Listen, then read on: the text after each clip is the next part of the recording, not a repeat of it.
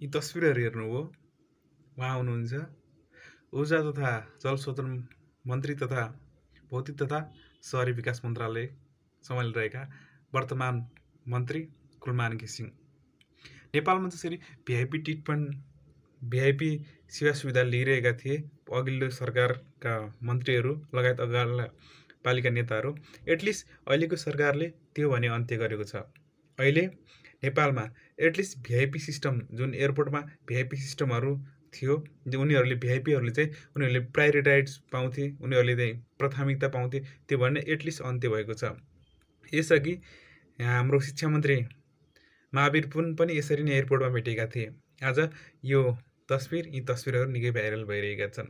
नेपालमा थोरै जुन राजकीय सत्तामा हुनुपर्ने र जनताको आधारभूत आवश्यकता पुरा गर्ने कुरामा र स्वतन्त्र सरकार गठनमा त्यो कुनै त्रुटिहरू अथवा कुनै पक्ष विपक्ष हुन सक्छन्। तर नेपालमा एटलिस्ट जुन हाम्रो सधैँभरि चलिआएको जुन एक प्रकारको भिआइपी ट्रिटमेन्ट लिएर भिआइपीलाई प्रायोरिटाइज गर्ने र उनीहरूलाई एकदमै जुन रोयल फ्यामिलीलाई दिने जस्तो ट्रिटमेन्ट गरिएको थियो, त्यो भन्ने एटलिस्ट कम भएको छ।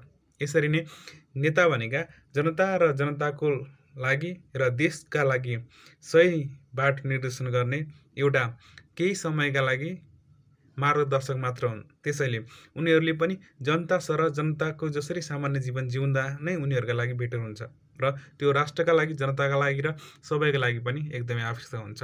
अब हाम्रै पहिलाका नेताहरू हेर्नु भन्यो, अहिले जसरी उनीहरूले भिआइपी ट्रिटमेन्ट लिएका थिए, जसरी भिआइपीहरूले पासहरू लिएर आफूलाई प्रायोरिटाइज गरेर र आफूले प्राथमिकताहरू लिएर चाहिँ जसरी उनीहरूले सेवा सुविधा लिएका थिए, यसको अवस्था देख्यो अहिले जनता माझ जान समेत डर भइरहेको छ।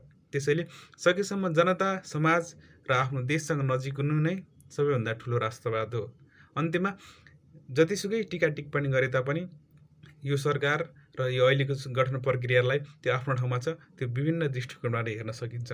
तर यो जसरी अहिलेको सरकारमा भएका मन्त्रीहरूले जसरी भिआइपी जुन सुविधाहरू थियो त्यसलाई हटाएर चाहिँ एकदमै राम्रो गरेका छन्। उनीहरू जनतासँग सहरी भएका छन् र जनता जस्तै सामान्य जीवन जिउनाले जनतासँग जोडिने कुरामा पनि बढी विश्वास गर्नुपर्ने सकिन्छ।